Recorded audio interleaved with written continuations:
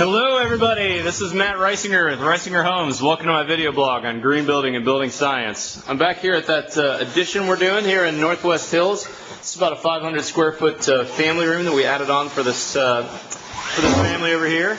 And I wanted to show you what we're doing today for soundproofing. I've talked about this before in my video blog, and it's a hot topic always. So as we're looking from where the TV would be sitting, those studs right there and Mike on the other side of that wall there is one of their daughter's bedrooms.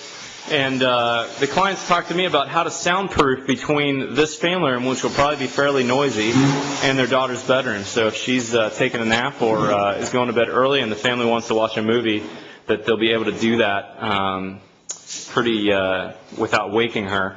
So this addition, including that gable that I'm pointing to you right there, is all going to get spray foamed, and I'll show you that on a future episode, but we're using 3.5 inches of open cell polyurethane spray foam.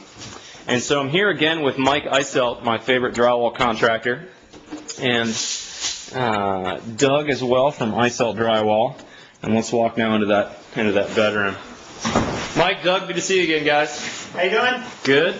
What are you putting up on this wall here? We're hanging drywall already? Is this standard drywall, Mike? No, this is 525 Quiet Rock. So we've talked about this product before, Mike. This is not your normal 5/8 inch drywall, correct? No, it's not. Let's see if I can zoom in here a little bit. If you look closely, this is actually 2 layers sandwiched together. And what are we looking at here, Mike? What are these 2 layers? This is the concrete board behind it, and this is like a 1/4 inch piece of drywall, and then it has that little special membrane in the middle. So there's some type of proprietary glue that sandwiches those 2 together, if I'm correct, and helps mitigate that sound transmission. And it's really equivalent to putting up multiple sheets of drywall separating us from the other bedroom. Is that correct? That's correct. Yes. That's great. And then so we're doing that on all these walls right here next to Doug, where Doug's leaning up against. And then on the back side of that, we're going to spray foam those walls. And then one thing that you do need to pay particular attention to when you do this system is you've got penetrations, like right here at this electrical outlet. I'm kind of zooming in on that. See how you can see light through that outlet? Even though we're spray foaming, we really need to come in here with some closed cell spray foam, or even better, a Hilty Putty pad, and encapsulate that outlet, because this main drywall board here that separates us is not going to let much sound through, but those smaller penetrations, luckily we've only got 2 in this whole room, will probably let more sound through than anything else. All right, guys, I appreciate it. I think it's going to make a really nice transition between this child's bedroom and this family room. Thanks, Mike. Have a great day. We'll talk to you later. We'll see you. Hi, this is Matt Reisinger with Reisinger Homes. I'm back on that soundproofing job, and I wanted to show you, now that Mike Eiselt, my drywall contractor, has hung the Quiet Rock on this side, behind me here is one of their children's bedrooms, and then right now I'm in the family room that we just built for them that was over top of the garage.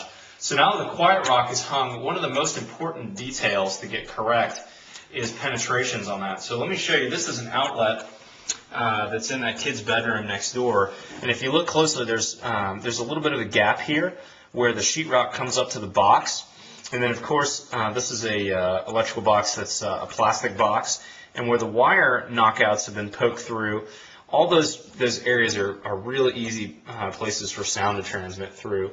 And so really the best practice method to complete this is to try and soundproof this box as much as possible.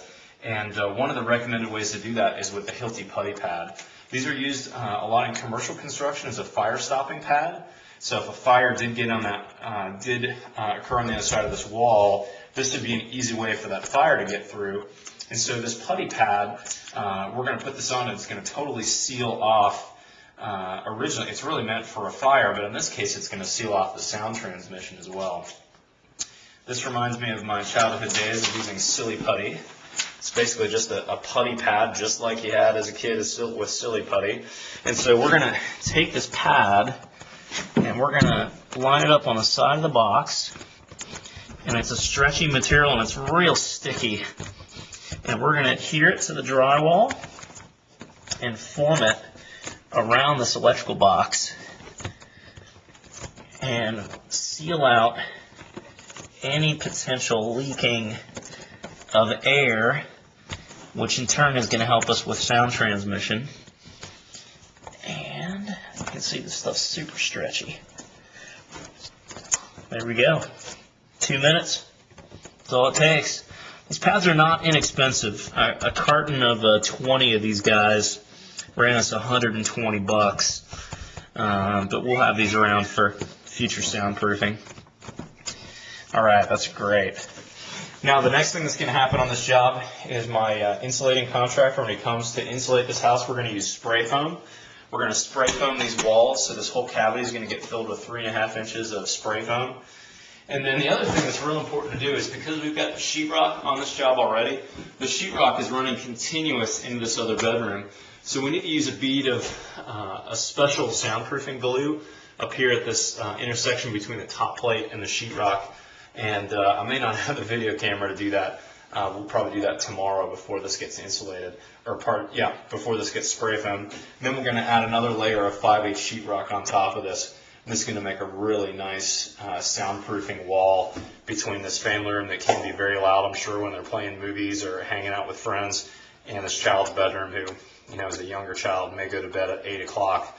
We want to try and reduce that sound transmission. So quiet rock, putty pads, some insulation, and some good detailing, and I think this is going to make a really nice soundproof wall. Thanks for joining me, and make sure you talk to your builder about some of these best practice methods for soundproofing when you're building this type of addition on your house. Have a good day, everybody. Hey, one little footnote here on our soundproofing in between these rooms. We're using this Trimco acoustical sealant, and what we're doing is on this space where the old drywall here meets up with the new studs, we're putting a nice bead of sealant all the way across that joint. And then you can see we're running all the way across the ceiling there as well. And then any pipe penetrations or wire penetrations are getting sealed with that same acoustical sealant. There's a smoke detector in that other bedroom that got totally encased with that Hilty Putty pad.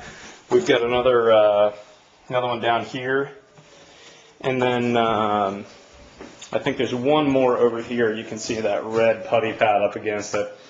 So now when we hang the drywall on this side of the house and we put our big screen TV and start really thumping the noise, I think we're going to make a tremendous difference in the soundproofing between this big family room with a nice stereo system in it over to that child's bedroom in the other room. That acoustical sealant I just showed you, it really took me about 2 tubes to do this, and it's about, I want to say it's just under $15 a tube. But combining that with the quiet rock, the insulation, another layer of sheetrock, really should make a very, very soundproof room. And I did want to show you this stuff. Here's one little piece of it on the wall here that was left over. It remains totally flexible like this for a long period of time, and I believe that's really what's making it soundproof. So anyways, thanks for joining me, everybody. Have a great day. Talk to you later.